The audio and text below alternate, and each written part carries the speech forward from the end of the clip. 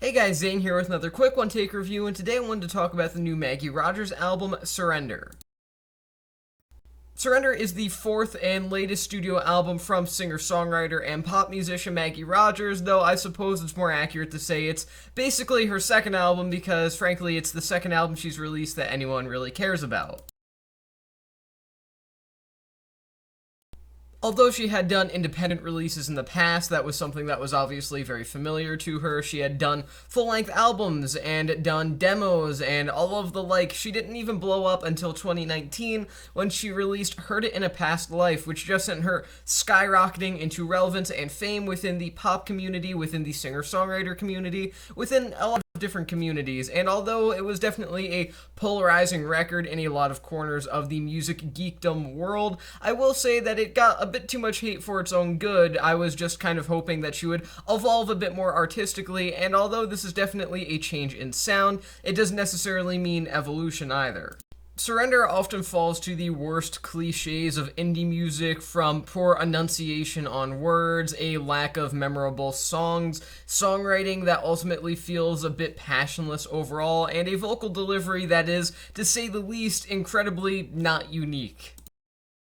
Like, I'm pretty sure I've heard 30 different indie singer-songwriter, pop musician types singing this exact same delivery style within, like, the past month of me listening to music. That's how common this performance type is, and it just goes to show how boring it has gotten in a relatively short period of time. While I do appreciate Rogers wanting to mature to some extent after the electro-pop kind of sounds that were, to an extent, presented on In a Past Life, I do kind of feel like this is just such a boring follow-up.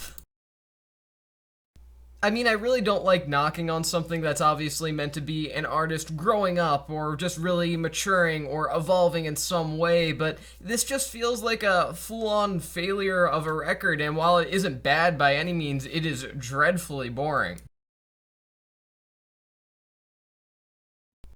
Although Heard It in a Past Life certainly did have its flaws, that's undeniable. It had issues, don't get me wrong.